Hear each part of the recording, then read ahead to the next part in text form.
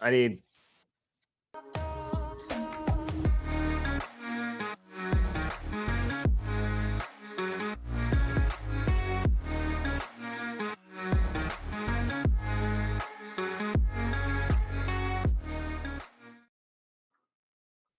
Huh.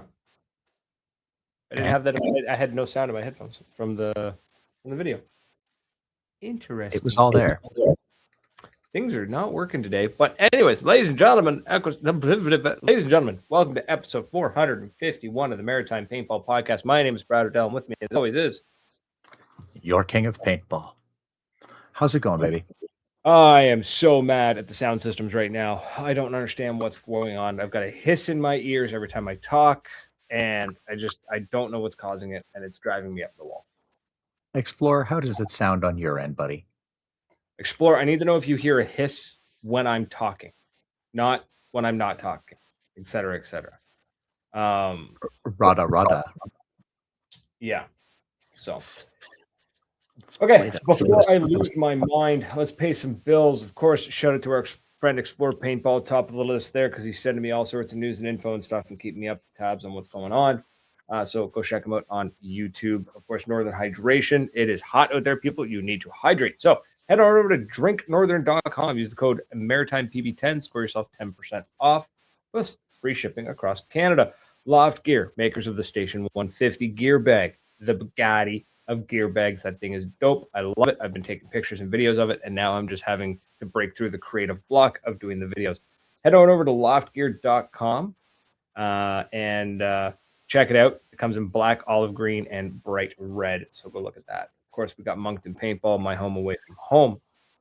King's backyard. Going to be there on Sunday. They're doing a walk-on, and it's going to be a blast. Looks like it's going to be hot and sunny and a bunch of good folks to turn out. So come and see us and play some paintball Sunday afternoon.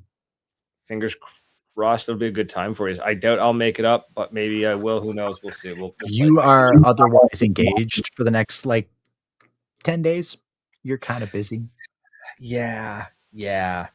It's a thing going on. Let's see. Got Ntensity Customs, makers of this dope hat that I'm currently wearing. Nothing else, because today was a not intensity day. Whatever. But check them out, intensitycustoms.com. Please go check them out. Fantastic company, fantastic people. They deserve your love and admiration. And of course, Paintball Dirt newsletter, paintballdirt.substack.com. Just doing great work, putting out a newsletter every week, tells you what's going on in the world of paintball. During World Cup, he actually does a bunch of smaller updates, so you can keep or not World Cup, during large NXL events. He's doing regular updates and stuff, so you can go check him out on that. And stay up to date. Go paintballdirt.substack.com or go look him up on Instagram. Now, the bills are paid. We got two topics tonight. One, which we'll get to later, is that paintball turned 45 on Sunday. Last Sunday that went by. And, so that's kind of cool, right? So we're going to talk about that in a little bit.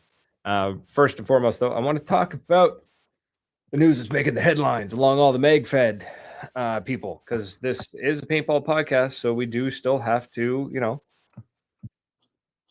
throw some love towards our magfed friends.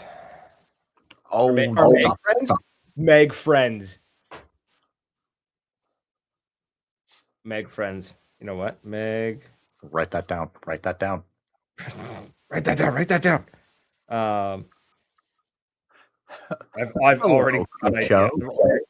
got the idea. Oh yeah, it's all coming up here. I've got the idea for Meg friends. Just running in overdrive tonight, ladies and gentlemen. Oh, it's wild. We had we fed it a Red Bull at 5 p.m. and we slammed a Monster at 9 p.m. So sleep is for the week. So let's go. The T16 officially launched. We talked about it before. We said it was a thing. We knew it was coming. We said hey, it's here. It's official. We know it's coming. Here's its name. The actual why is the lighting so bad in here tonight? My microphone has better lighting than I do right now. It's this hat. No, it's not. The lighting's still just atrocious. It's almost like it's a radio station, not meant for video. The T16 has launched. A couple of videos have already dropped about it. People excited for it. So I thought we would go through it. Our friend Creepshow seems to be very, very excited. He's a little hot and horny over it. Well, that's his realm of the world, and it's kind of cool to see something that's not an EMF that's trying to change, try to do something a little different, try to upgrade itself, update itself for the modern day. Yeah, it's kind of nice to see them basically say like, "Hey, we're gonna try again." Well, it's not them. It's actually not First Strike. It's Legacy Air Gun Systems. Legacy Air Systems. I wrote down Legacy Air Guns, but I might have misspelled. Either way, cool. So get the show notes. Yeah, we'll get the show notes. So there's a breakdown I actually sent to Tom so that I could retrieve it later, because quite a few upgrades. So we had talked about it before. We weren't 100% sure on everything that was going on or what was going to change. So we need to figure that out. Where the hell did I put that comment? The internal shot quality, if it's consistent as the EMF, yes, that's kind of the thing. It will not be as efficient as the EMF. I'm sorry. He didn't say efficient. He said consistent. It won't be as consistent as the EMF either. I'm sorry. We're talking apples to oranges there. The EMF is a speedball gun jammed into a magfed format, whereas the T15, T16 is a AR from the ground up design using an older bolt style. Now they have made some improvements, and that's on the list of things that's happening. In particular, that the tip is no longer tapered, and they've added an O-ring on the actual bolt. So that will increase your efficiency and your consistency, or so they say. Yeah. I don't see why it wouldn't. Sounds like this thing's going to shoot round ball better. I think so. They say it's supposed to shoot first strikes shaped projectiles better as well. I think adding an O-ring is just a good idea. The valve pin now has an O-ring, which will help with your efficiency and your consistency. So adding those just means that whereas the old design kind of relied a little too heavily on like friction fit and like a really good solid, like we fit it, it's perfect, it's good to go. And then after you've used it for a little while, it can get a little finicky. The O-ring improves the seals, but also kind of gives a little bit more wiggle room, right? Things happen, things jiggle, things move. The beefier J hook means that the back cap's not going to break. You've got a stronger spring. Now, the video was put out. Brian Sullivan just dropped a video about 4 hours ago, and that's where I've got a lot of these notes. One thing he mentioned was the fact that they did a no nubbins detent system. And I think what he was referring to is that the T15 used the similar detent style as like the Titmans, where you've got these little nubbins, literally little nubbins of rubber, kind of like hold the ball one way. But if you jam, right, so it keeps the ball from bowling out. But if you jammed a barrel swab down there, you were actually pushing the nubbins the wrong way, like they folded over themselves. So you actually would normally have to take your barrel off, jam it the right way, or the direction the ball would go in, and then pull it through. You couldn't just go in and out real quick like you can with basically every ball marker on the planet. I know the exact problem. It's shocking. I know the exact problem you're talking about. That never happened. Yeah, the flappy rubber bits, or the nubbins. They've replaced it with a ball detent, which is also held in place by a D-ring. So constant tension from this D-ring will help as well, whereas the nubbins were kind of just pushed fit in. They could work their way out. One could pop out further than the other. This is a D-ring with even pressure all the way around. That's a really good move. Also, the swap to autococker threading is a huge move in the direction. I understand why Tiberius did their proprietary, because realistically, like, there's pros and cons to everything, right? So the pro to autococker is that you have way more freedom, right? Yeah, you can just get a freak kit. Brad, are you in? In what? Sorry, I'm getting a text message from my brother in Alberta. the autococker you could use basically Deliciously air-conditioned studio. Are you in a deliciously air-conditioned studio today? Technically, this one does not have air conditioning, but I have the door open. Good enough. So, Yeah. Autococker barrels is really cool for the T15 because then you can put your freak on it. You can get anything, barrel HK systems. barrel, any barrel. I'm not going to list them all. Any barrel. There's the list of barrels you can't use is now shorter than the list of barrels you can. So that helps there. That's great. Now the pro to using the Tiberius system was that it was a push, turn, and the whole barrel popped out. It came out super quick and easy because you couldn't do the swab back and forth. You had to pop the barrel off, jam the swab down it, slam it back in, you're done. So it was better than being like, never had to worry about cross-threading your barrel, which I've never done anyways. So I don't know if that's a huge worry, but it's great. I love that they're moving to the autococker. So kudos to them. Kudos. They mentioned this is where this was one thing that was like, oh, that's actually super cool. You can store it with the bolt open or closed. Remember, for a lot of people with T15s for the longest time was, oh, if you store it with the bolt closed, it would damage the system or damage the. You good, man? Thunder? We just had thunder here, so. Nope. But I think I know what the problem is with that sound. All I hear is just like. Anyways, he can still hear me, so I'm gonna keep talking. The yeah, you can store it open or closed. So there you go. You never have to worry about like, oh, did I put my marker away the wrong way in winter, and now I go in the spring and it's like, oh yeah, your D10s or your spring are all messed up because you kept it closed or open the entire time. So that's cool. They claim they've used a proprietary alloy to make what's called a forever spring that will never have to be changed. The striker spring, sorry, will never have to be changed. Apparently, this spring is tested in such a way that like they make this thing go, like they test this spring at such an intervals and so many speeds that like the gun can never actually achieve, and it doesn't deform. So that's cool. That's great. Honestly, just using a higher quality spring is such an easy thing to fix that I love that they did it. I love that they just went out and were like, wait, what if we spent $2 on the spring instead of 40 cents and we just made a better marker? Wow. Boom. Mind blown, right, folks? So who would have thought? So kudos to them. Then the video kind of gets a little vague. The one that was released by Brian or by Legacy Air Systems. He kind of just says everything comes out but the push of a pin. Click and clicks out. You don't need pliers, but he doesn't say which part. So I'm not entirely sure what he's referring to, but something about it is like better about taking it apart and changing X, Y, Z. So I'm not really 100% sure what he's going on about there.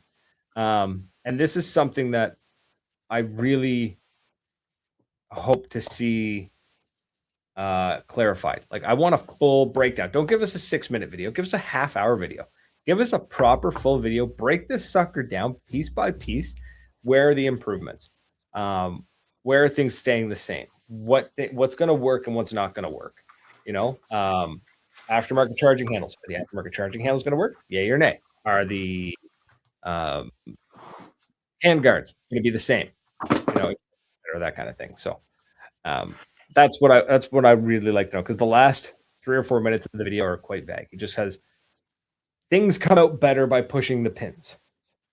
Like that doesn't tell me anything. So I really want an in-depth video. Is the sound any better now? No, the hiss is still there. It's 100% the system. It's all right. No. I think it's StreamYard. I was thinking it would have been like either the washing machine, because that's humming along, or the air conditioner. So I just kind of killed those. I had to fight. No, it's all on my end. I think it's all on my end or on StreamYard. We'll have to play around with something, figure something out. Oh, beautiful. the torture I go through to bring you this show. Explorer's comment here says it still sounds like a wannabe Real Steel and give you that feel of Real Steel without super hardcore paintball needs. Yes. Yeah, see, it's on Brad's side. It's what's happening is I'm talking and then it's feeding back as if something's hissing in the network, in the system, and I don't know what's hissing and I don't know where it's getting picked up from. And it could be the board. It could be the board. I don't know. I just remember Assassin's Creed comes out this week. Pretty sure it does. The new Black Flag. Sorry, nice. There's the old attention span just kind of. As for the T16 is 100%.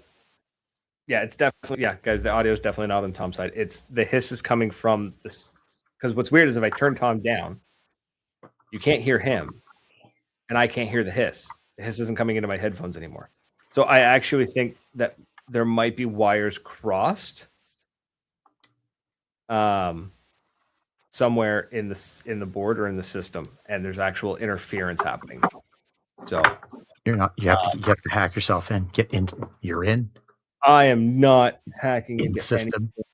I am busting your balls. No, obviously not. We would never imply that you would do anything like that ever at all. No. Now, that being said, if I owned this thing, like if it was my board, I'd have this thing ripped to pieces. Well, but yes, it's not mine, so I'm not going to touch it. That would be smart because the nice station manager lady would come and break your thumbs. More than thumbs, but more than thumbs. Allegedly. You showed up just as we were finishing up the T16 stuff. I am happy for them. I'm happy to see some form of new magfed thing trying to make its way into the market. I like that you could buy like it without the barrel. You could buy it without the stock. You can just for 500. Was it $500? 600 like US. That's still not too bad. You can get if you've got your own barrel by now, you probably got an autococker barrel or you've got a free kit hanging if you around. already have the autococker barrel and you already have a tank and you already got the stock you like, you've already got the handguard you like, right? Then you run with it, right? You grab the engine, the main part. Really don't know what the word for that is, and just run with it, right? I think engine's the good word for that. Yeah. So I'm genuinely happy that there's something new coming out for them. There's been a while. It's a refresh. It's a improvement on an existing system. It needed one though, so it's good. No, absolutely. So they're not reinventing the wheel. Now Brian said that maybe we'll get Brian on to talk about. I don't know if I want to do an entire magfed episode, but he said there's going to be future improvements, or not improvements, future upgrades and options will be coming available. Things like putting air through the grip or putting air through the magazine. That one's a little weird to me. I'm not sure why you put air through the magazine. I don't know that one. I don't understand that. Yeah, figure that answer out for us because that's a good question. Well, there used to be Airsoft does it. It's pretty big in Airsoft. And that's what, because this thing, because it's built off the same platform as the T15,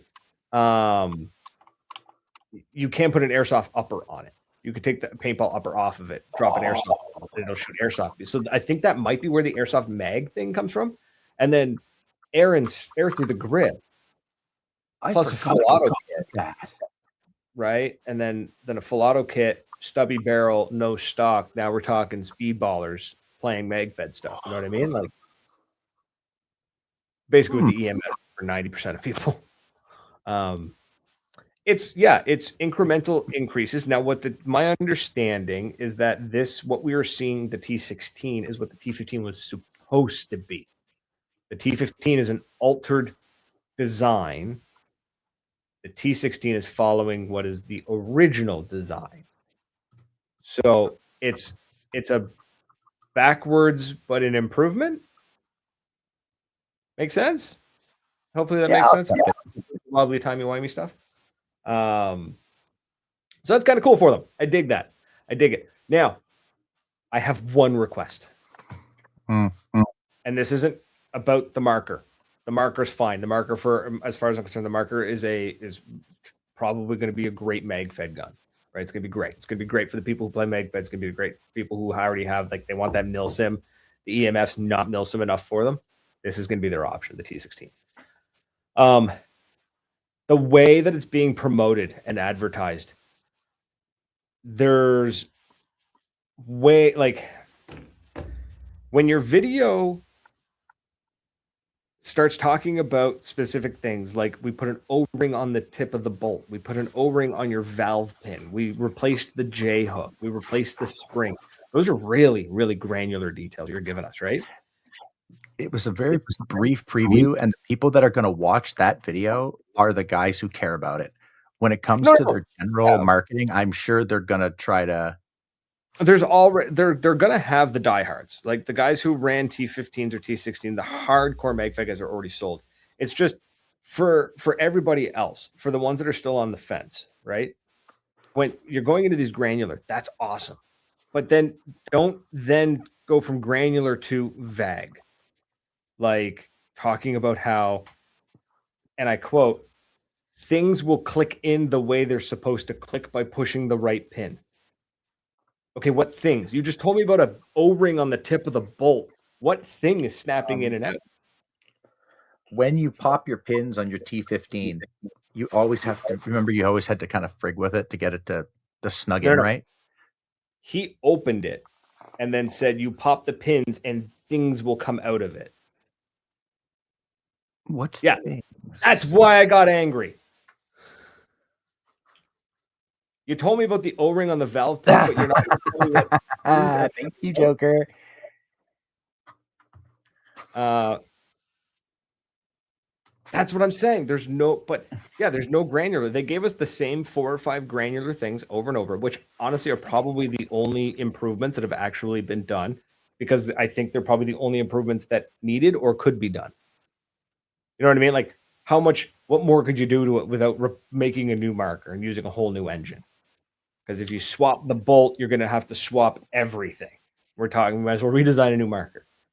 Not saying it's a bad marker. I'm just saying, like, guys, like, we want more granular. Get right in. None of these 6-minute videos. Give us a half-hour video. Just break it down, man.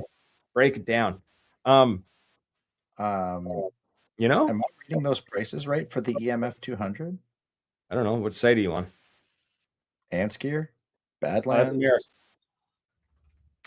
$14.99 for the EMF 200. Hold on. Oh, that doesn't exist.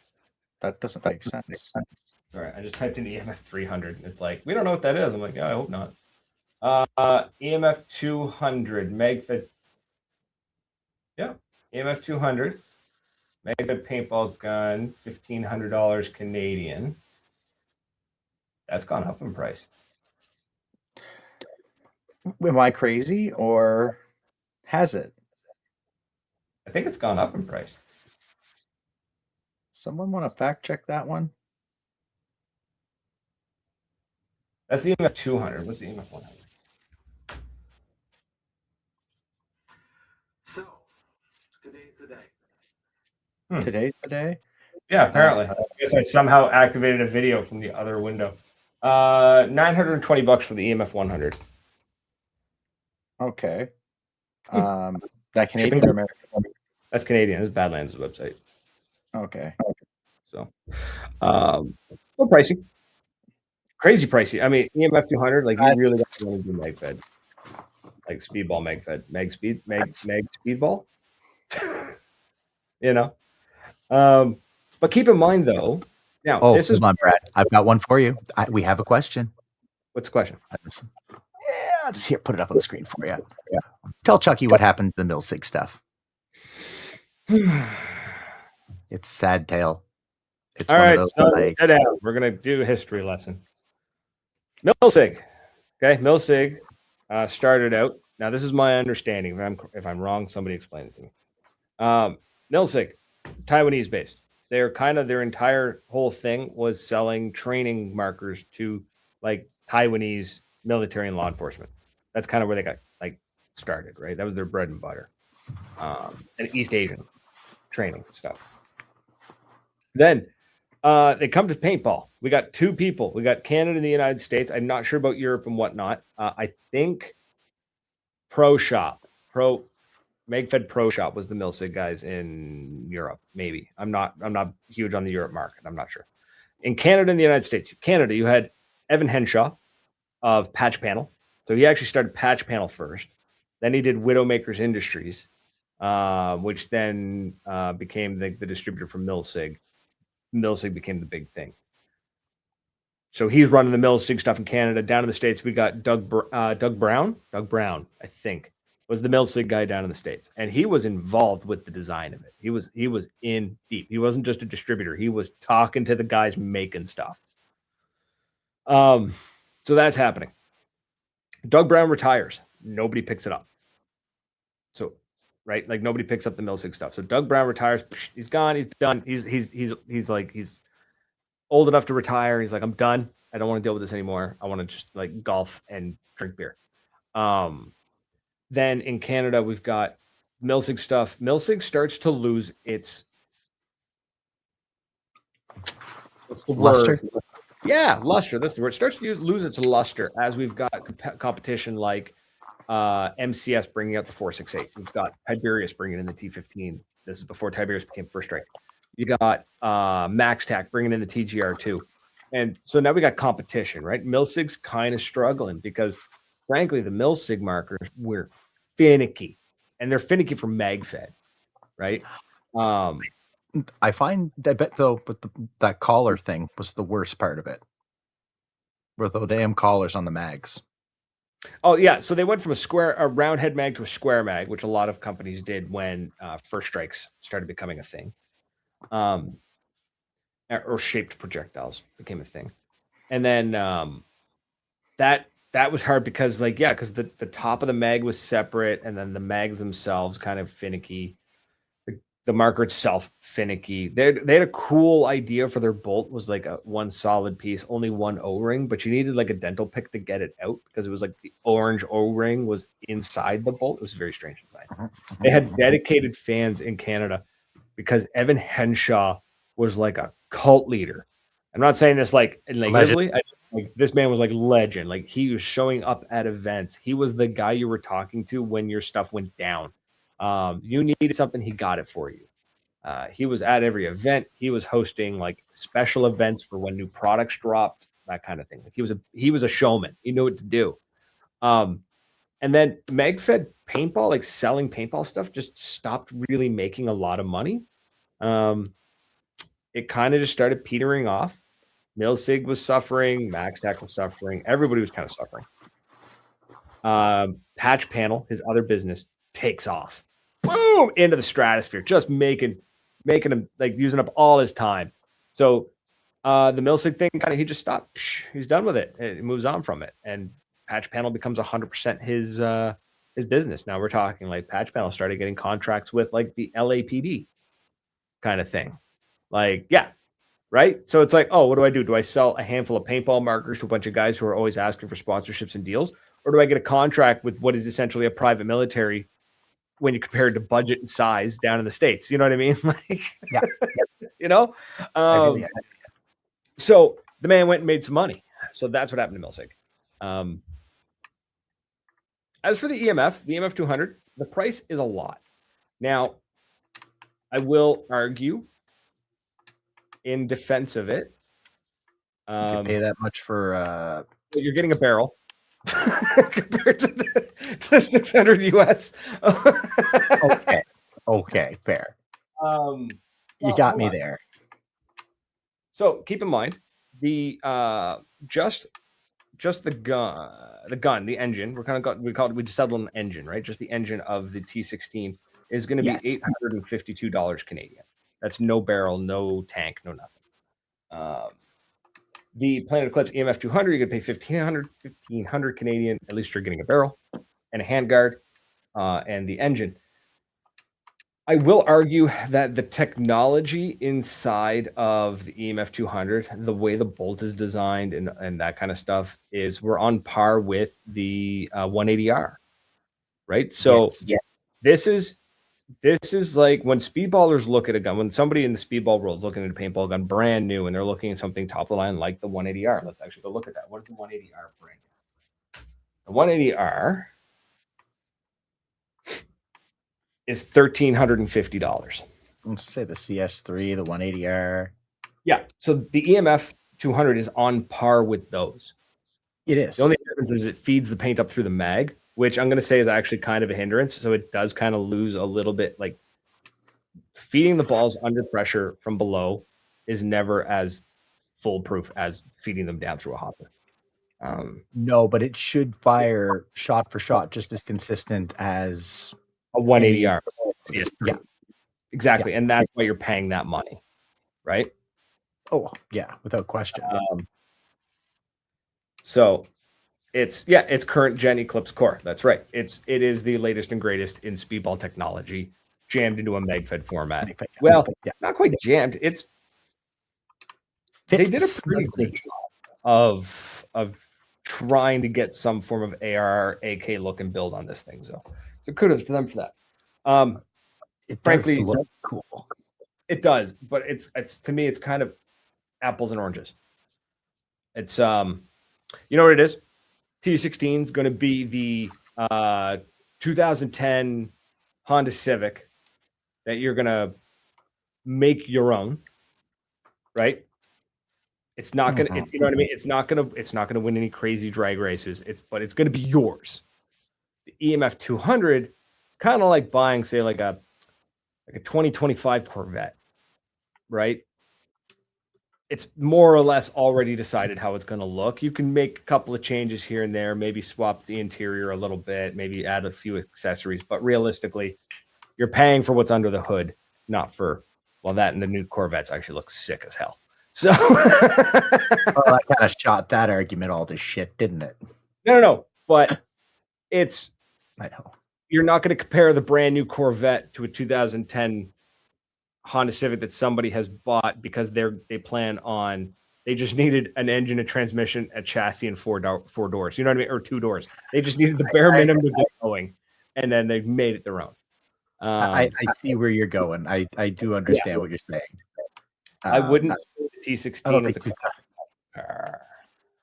I don't think I'd call it a Honda Civic, but I do see what you're saying. Like I see the comparison you're making. You just bolt a bunch of stuff to it. It's like a Honda Civic. Yes, but it's a very nice Honda Civic if that's the case. Oh, sure. I think the car would probably be a little bit better. Because it's still going to have something modern. The engine's still going to be comparable to, no, maybe not the Corvette, but it's still going to be able to compare. So yeah, it'd be more like a kit car, but I do see your point. Yeah, but sports car versus supermarket. Okay, that's a little harsh. I wouldn't go that far. Supermarket implies minivans. Minivans are actually useful. So that's more like, Jesus, are you just trying to upset people tonight? Yes. You mean bastard. I'm angry. There's a hiss in my ear and I'm pissed. Thing is, it's still magfed. Can't compare that to anything else on the market.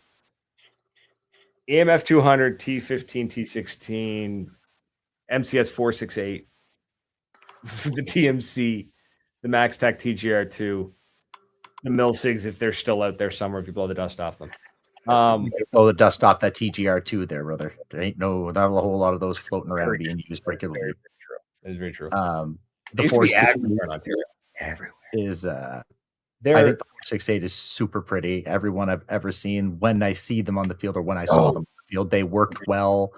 I hated them. They were always really nice. You hated them? I hated my 468 with a passion.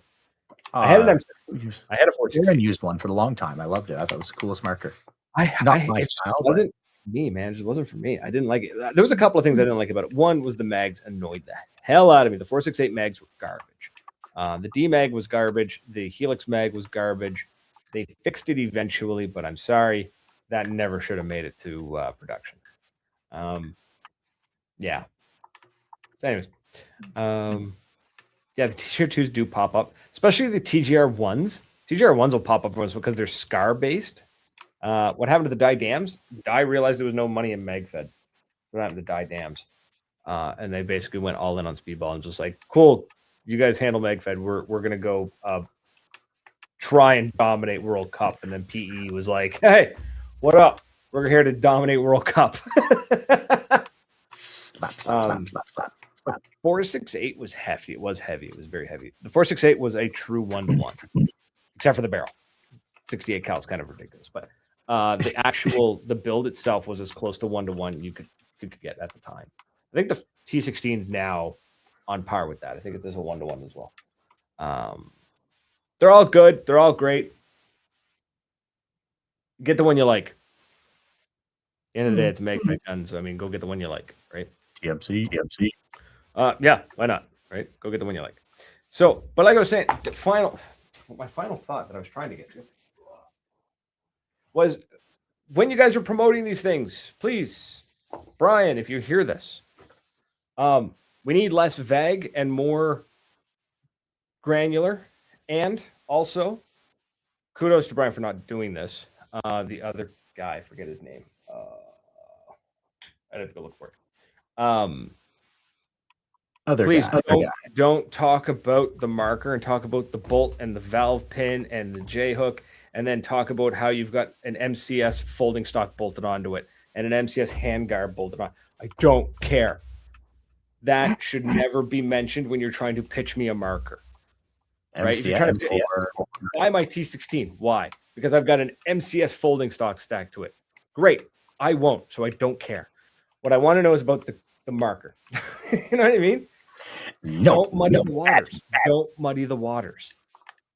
Just okay. That's where you're going with that. Okay, I get you. That's what I'm saying. When you're promoting it, promote it. Promote the marker. Don't promote the parts that you can bolt to it. Promote what you can do with it. Promote that it's like you want to promote that it uses these great handguards. Great. Then tell me it's compatible with X handguard brands. That's great. MCS can talk about MCS stuff. But when the guy who's just bringing this marker in, because MCS is the distributor, not the maker, right? Mm-hmm. When the guy who's bringing this in and trying to show this off at events, and I really wish I could remember his name, and I can't. Anyways, when you're trying to promote this thing and you're promoting the T15 from Legacy Air Systems or Airgun Systems, great. Talk about that, but don't spend the last 3 minutes of your video talking about the MCS stuff you've bolted onto it, because that's not going to sell me on the marker, because I can get the folding stock for anything, right? Just pitch that. Just don't muddy the waters. That's what I'm asking. Don't muddy the waters, because when you start promoting it, when you start going, check out this T16, it's got this beautiful folding stock attached to it, and I go to your site and I go, there's no folding stock. That annoys me because you promoted the folding stock. That's a granular thing to be annoyed with, and I love it. That's what we're here for on the Maritime Paintball Podcast. Those little granular things and sandwiches. Because you're talking about the valve pin O-ring, which is an O-ring that is the size of the tip of a pen. Mm-hmm. And then you're going on about the folding stock and the M-Lock handguard from MCS and this, that. I was like, I don't care. I get that MCS is the distributor, right? MCS is the distributor. And let MCS promote the handguard anyways. If if MCS wants to promote the folding stock on it, let them. But if you're promoting the T16, promote the T16, not the aftermarket parts. Promote the marker itself and what you've done to it. Please, just stop muddying the waters. It just feels like it's so close. You're like 90% of the way there, and then you trip. So, okay. How do you feel, buddy? Do you feel better now? A little bit. Charles wants to know, what's the percentage of big game players playing magfed? 30%?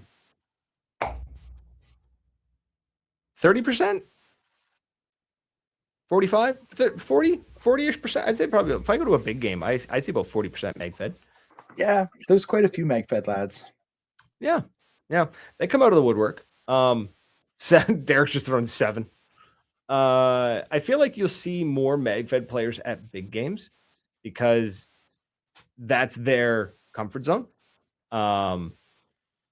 They can go to a big game. They got more room to move compared to say like a walk on. So I find you see a lot more Megfed players at big games, whereas like speedball players or competitive speedball players are playing a lot more competitive play. They're at tournaments or they're more likely to go to just walk-ons and stuff, that kind of thing. So, what's really funny? We take this one comment out of context and just say Creepshow doesn't go to mixed games. It's very racist sounding. So yeah, I'd say probably 40%. But I think that's There's a lot of players at D-Day that were MagFed. Our whole team. And I was saying I think that's because big games are where they feel comfortable. When you got a big field like that, a big area they can move around, they can kind of look for different angles and stuff. And if they're getting shot at, they can back off really quick. There's a lot of them at Wasaga to find new angles. Fair amount at CPX. Mm-hmm. There were a lot of operators, but that's because they've found the balance of having those speedballers be the front lines and just be machine gunners and be Brad. Team deathmatch. That's what I'm saying. You probably get 35-40% would be MagFed at a big game in Canada. Down in the States, probably less. They have more of their own MagFed only games that they can go to. So they don't really. God, those look so cool, right? So yeah, I'd say probably about that, give or take. But yeah. Anyways,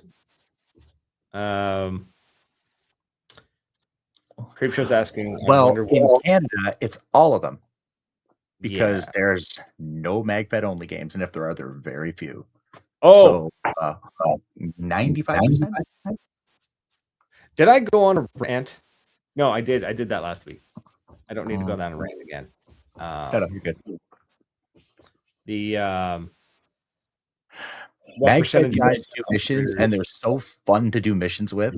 If you just want to shoot, by all means, like I'm not going to piss in your cornflakes, but sometimes just running with those guys doing a mission, even if you're just running behind them and supporting and shooting, is fun because they're so into it. And they want to get that thing. You just run behind and clip people as you're running up, and it's a blast. So yeah. So Crypto's wondering what percentage of MagFed operators only play mixed games. Like I said, 98% of the ones here because there's no MagFed only. I know when MagFed was booming here in the Maritimes, and by booming I mean there was like 12 of us. But there's all of like 40 paintballers in all the Maritimes. So feels like that. We played just whatever was available. We weren't exclusive to anything. The idea of a MagFed only game was a novelty. Like we didn't go out of our way to find MagFed only games. It was more like, oh, there's a MagFed only game, we should go. It was the thought of I'm only playing MagFed only games was never anything that entered our minds because if we did that, we would play once a year. So we never did that. That was never an option. So yeah, like I could actually tell you, like we would see things come up where they're like, oh, there's this MagFed only game happening in California. We should go. It was like, oh, okay, sweet, dope. It's a MagFed only game. That sounds awesome. We should go do that. And then like we went for the MagFed only game because it was a novelty. Yeah, it was just yeah. The idea of only playing MagFed only games is so strange to me. It was so much fun though when we went and played PRZ. Because I never got to do anything like that before. That was a novelty thing. Yeah. Like if you and I were to sit down one day and said, okay, we're some reason putting away the speedball guns, which that's never going to happen. And he said we're going to play MagFed only games. What would we do? Stand in the backyard and shoot at one shot each other. You and I 1v1 all the time. It's just not an option in Canada. There's no MagFed only games. And the one time that our boy Ryan Bell tried to do one, none of the MagFed players came out to support him. So I'm not going on that rant again. I already called them all out last time.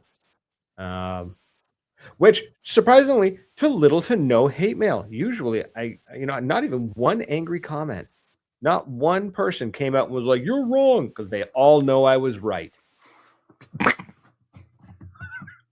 So there we go. Yeah, 1v1. It would be very quick. You want to see some better 1v1? Just have me against a broom and see me lose. Yeah. Yeah, it's like Woody from Ed, Ed, and Eddie. Is anyone heading to Ion? I'd love to do Ion. I'd like to try it. Yeah.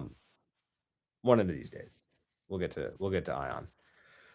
So we got 15, 20 minutes left. Yeah. How about Seattle Uprising taking Impact to overtime in the finals? I didn't get to watch any paintball this past weekend. I didn't get to watch anything. It sucked. I had my kids. I was watching my kids the whole weekend. That's what I did. So, damn it, I couldn't sit and watch sports. I had to be a dad. I did go and play paintball on Sunday though, so I guess that's partly why I didn't watch it. Wait, was that last Sunday? No, it was 2 weeks. It was 2 weeks. I played 2 weeks ago. Last Sunday, I don't remember, but I remember wherever I was, I couldn't watch paintball. So, anyway, it is what it is. Somewhere where my life sucks. But yes, Seattle Uprising did take Impact to overtime. Impact ended up winning. Hashtag Go Canada or something, whatever. And but kudos to Uprising. I don't think they've gotten that far in ages. According to my man on the ground there, 15 years. So I'll have to go back and watch it. Even though I know who's going to win, I'm going to go back and watch it. Be like, what's up? Let's see what happens. Apparently there was a dead man walk. Somebody did dead man. We're going to go see that. I'm going to go see that. So yeah, right there. That's that's a good enough excuse. Yeah. I'm going to sit down, look at my kids and be like, no, go play outside. Daddy's got to watch paintball. Let's go play in the pool or something. No, don't do that. It's terrible. Don't worry. I'll be right there. Yeah. I'll set up. I could set up the laptop outside and watch paintball while keeping an eye on them. Yes. As long as that kind of thing. Except today, my God, the heat. Oh, and for any of you who don't have air conditioning, I fear for you. I was in that air. I was in the cooler. I was quite content. No doubt. Tauntauns apparently played with the same guys the entire event. That's rough. That's wild. Usually the roster's got like 8 to 10 people. That's brutal. That's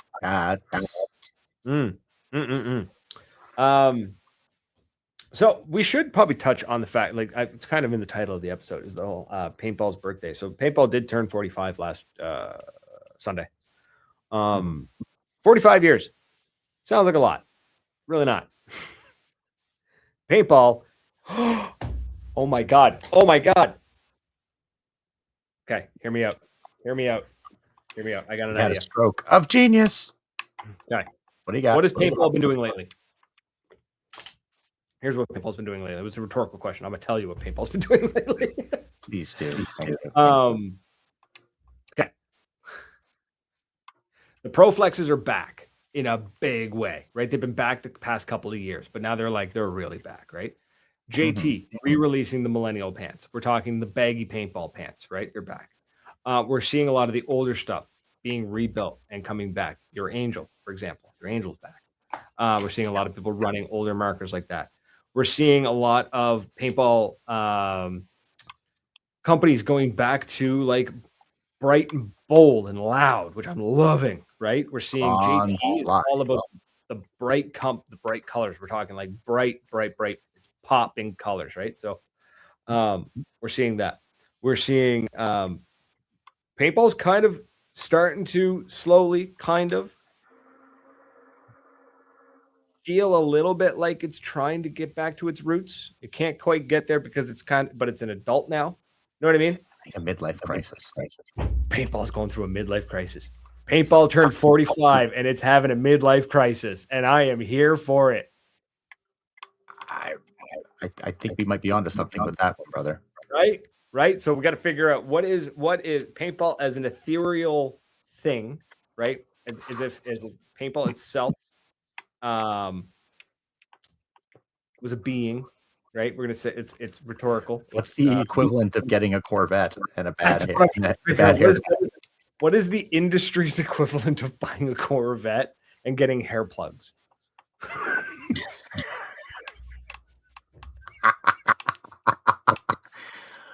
Oh God, get someone who can answer that question on this. Tom this Cole show, and the NXL decided to try and do the magfed thing, the tactical thing over in Europe. There, they tried to do a tactical thing. Maybe like that's kind of like the equivalent of like buying a motorcycle, like what Creepshow says here. That's I like that. right. It's kind of it's I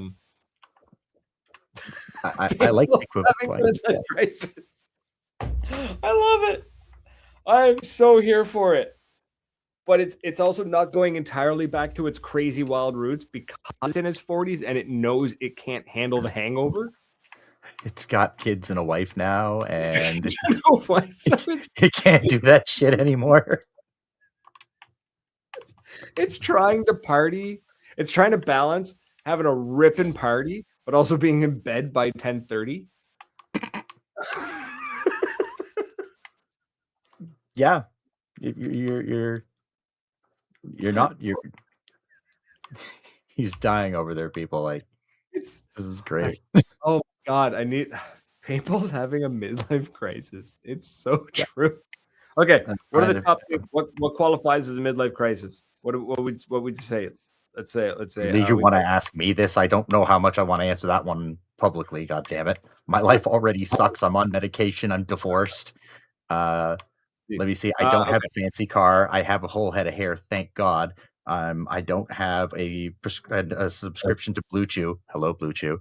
What else is depressing about being middle-aged? Let me go here. Paintball's knees are cracking. Paintball's knees are cracking. Okay, so ibuprofen.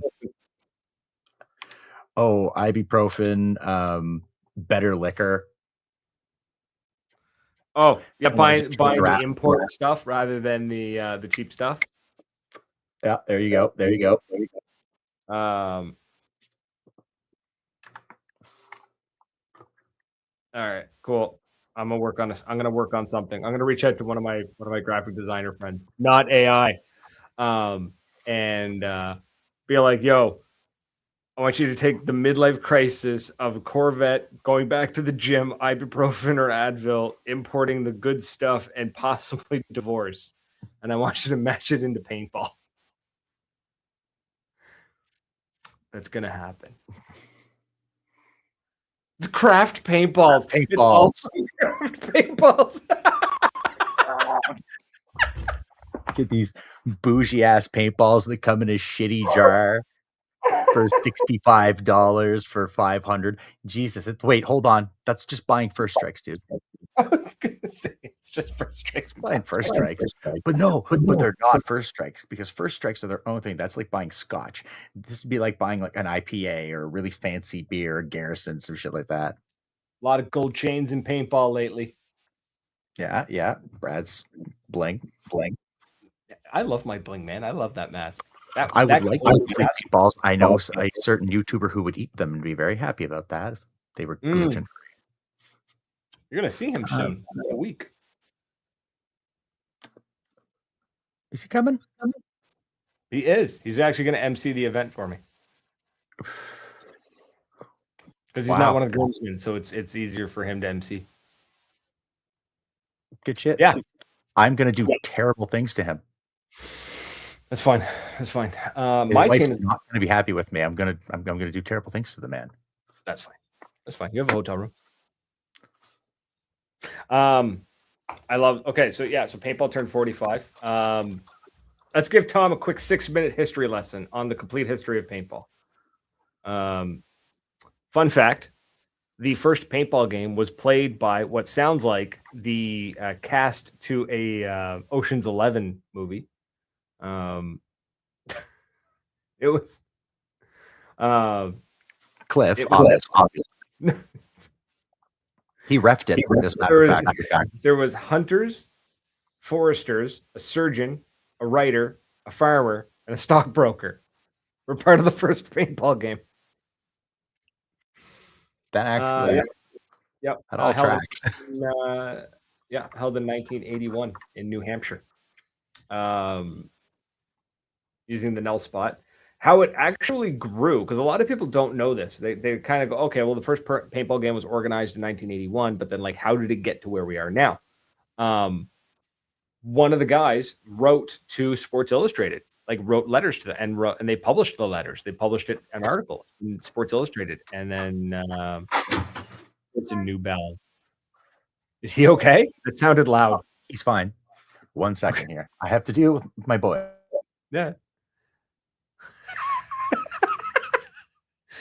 Tom's over here beating the level of Mario for his young fella.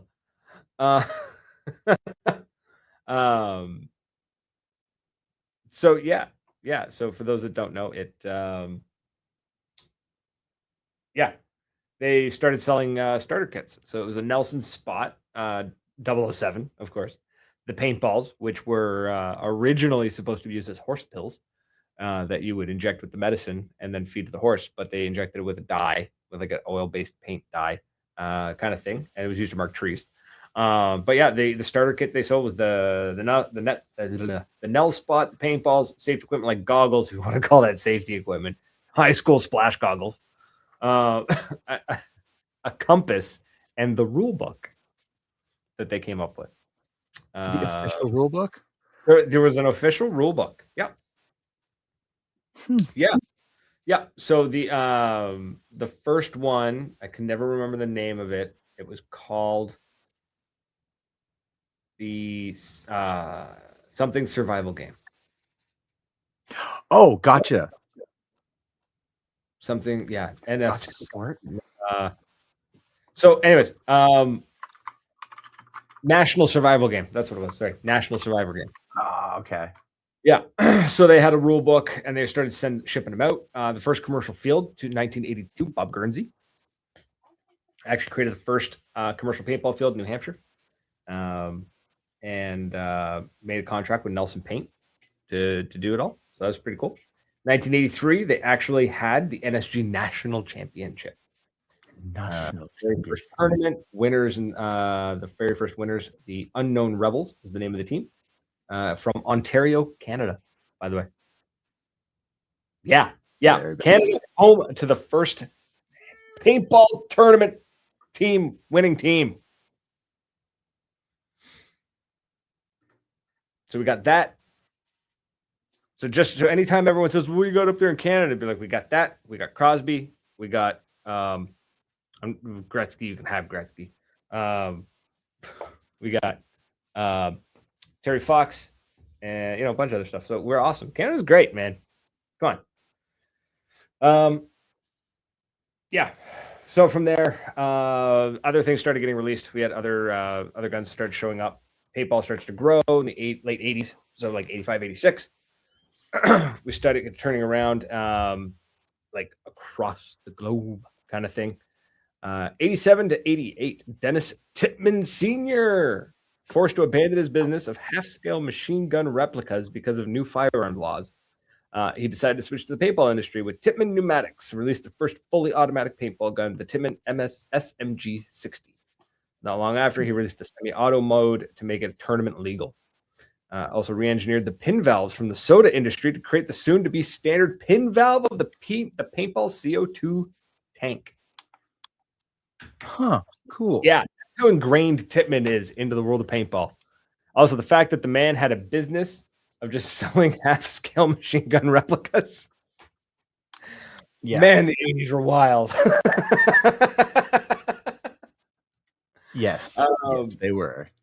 Yeah, and then from there, we got a bunch of brands popping off. We got like War Games Products, or WGP.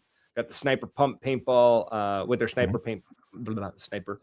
Palmer Pursuit creates the custom Sheridan-based modifications and markers to the JT USA, an off-road motorcycle sports company, with the first JT goggles modified from the motocross goggles. The comfortable JT goggle marked the beginning of the paintball goggle industry. So that's when they started doing the one where it's like, but plus it covered your face, like covered your lower part of your mouth. Yeah. That's cool. So yeah. Whew. ProStar Labs. Actually, this is like 87. ProStar Labs creates the first paintball grenade called the Bouncing Betty. Los Angeles Paintball Company, or LAPCO, develops the first bottom line air source adapter, or bottom line ASA, revolutionizing paintball marker design by eliminating the mask interference when players shouldered their tank. So they're the reason why we have a thing at the bottom of our speedball guns, which is wicked. Cool, right? 89, large paintball park in Southern California opens the first speedball arena. This set the stage for standardized competitive play. So yeah, speedball was fast, furious, focused games, a drastic difference from the first game in 1981. So this is 8 years later. We get speedball from the first game. The 90s saw the rise of semi-auto markers, gravity-fed hoppers emerge on the scene. Starts to take hold in Europe, and that's when the MPPL shows up. Kingman International made waves with the release of the first Spider paintball gun. How the mighty have fallen. I like Spider stuff. Kingman, the Spider stuff was good, but they just did not keep up. They made the wrong choice. They bet on the wrong horse. There were some decisions made there. 1995, ESPN broadcasts the World Cup. First time that a major network ever broadcast paintball. Unfortunately, due to legal issues revolving around the use of silencers, thanks to paintball markers held to the same laws as firearms, the tournament was not very TV friendly or fun to watch. It was not successful. I was very definite that statement, wasn't it? It was not successful. Yeah. And there's a very young-looking Tom Cole, team leader of that company, is a photo on this website. It's paintballaward.com. Go to their website. They have this full breakdown. It's fantastic. 2001, MPPL places a ban on barrel plugs at paintball events, instead beginning to require the barrel covers, the barrel bags that we use nowadays. The plugs were no longer considered safe. 2002 World Cup, the infamous sniper incident took place. Team member who was not playing the tournament match hit outside the field boundary, attempted to eliminate opposing players. Cliff was there. See, Of course, he's everywhere. Yeah. And then, of course, you have Paintball Today, which is currently going through a midlife crisis. Crazy, though, right? Yeah. I mean, there's a lot that happened from there to now. We're talking like the rise and I'm gonna say the fall, but the rise and fall of Angel, who kind of just like revolutionized the game and was like, hey, what if we put electronics into these things and made them actually functional and good and fun to use? And people were just like, this is amazing. And they shoot the hell out of them. And then, yeah. Other people came up with modern technology. They refined it. And that was it. That was it. Angel walked so others could run. They are heavy. There is no question of that. And mine is light by wild comparison. But yeah, you can imagine like those guys. You look at they're all gone now because their arms are all just shot. Their shoulders are all blown. Right. Oh man, but still, it shoots so nice. And it's then so fun to shoot. From there, we've got all these other companies that show up. And that was just wild to see JT making a massive comeback. Like the company, they decided to put some money into it again. JT's like, we're back. What's up? It also helps that like suddenly Proflexes became extremely sought after. They were always popular, but now all of a sudden it's like, you will have to excuse me, gentlemen. Let's go. And now JT is kind of like the big collectible. So, yeah, Smart Parts unfortunately did see your comment there. Explore Smart Parts definitely took the petty route, we'll say. Sued the hell out of everybody, try and do some damage and stop things from happening. Yeah, go man. Go deal with this. So,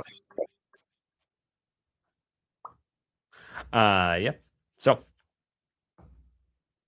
it's a shame. I'm glad to see paintball is going through this midlife crisis, though, because I think it's going to bring back a lot of personality to the sport. We've refined too far, gentlemen, ladies and gentlemen.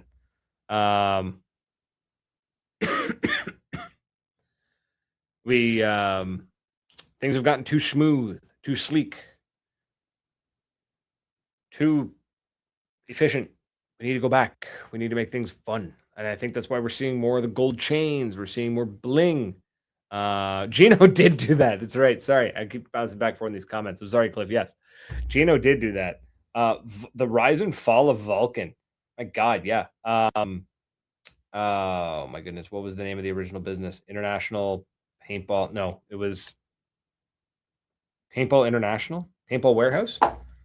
Oh my goodness, I can't remember the name of it.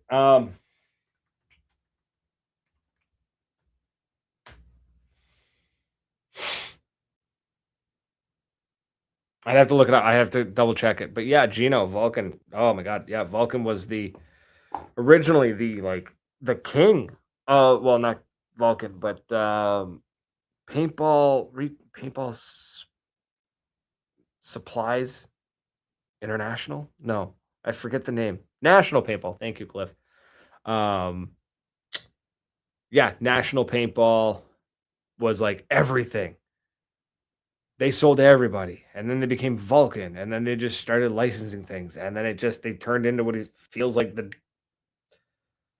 I don't know. They weren't innovating. They were just reselling. They were, yeah. Yeah, rumor has it if Vulcan's coming back as VTech. I will, yeah, great. When it happens, I'll see it. I'll believe it when I see it. That's where I'm at on that one. I don't truly see it happening. Maybe it will. Who knows? We'll see. But I'm not going to hold my breath on that.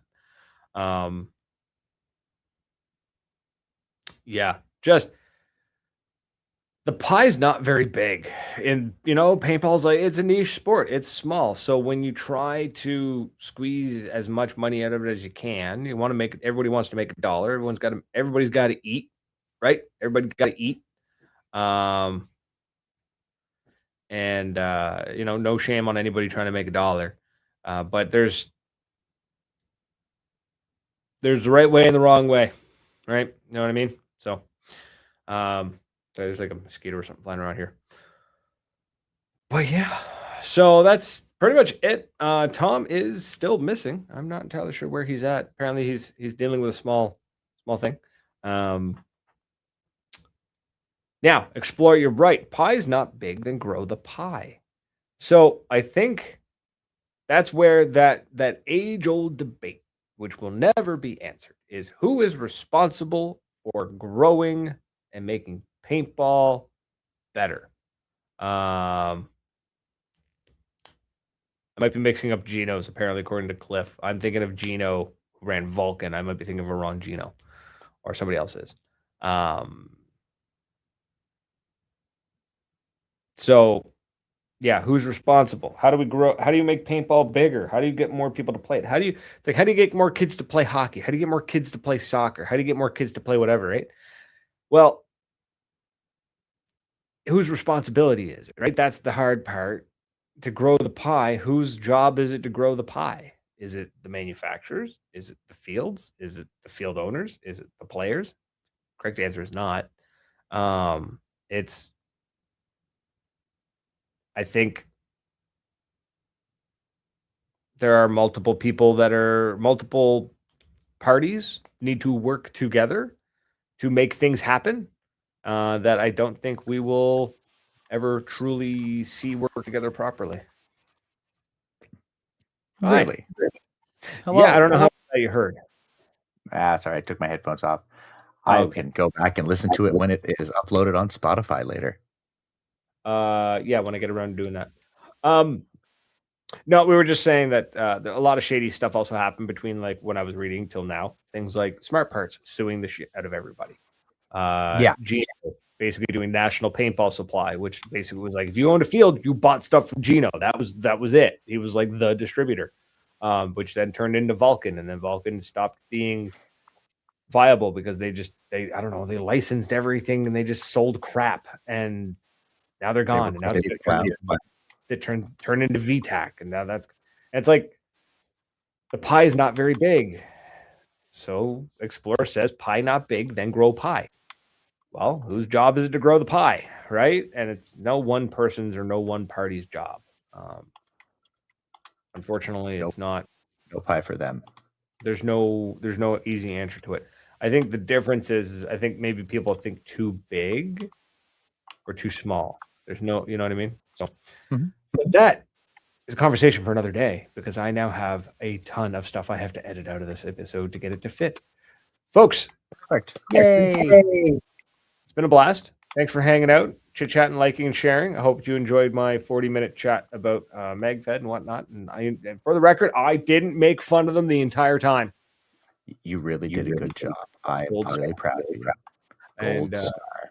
I'm going to come into the studio next week with a little gold star on my shoulder. Little Yay. get one every time I go an episode without ripping on magfed players. Do you lose one when you do? Yeah. We'll do that. Yeah. You'd have to lose the gold star. I can't. Yeah. So, folks, it's been fun. Thanks for hanging out with us and all that jazz. Truly appreciate it. That's it. We're out of here. Till next. There may not be a next week.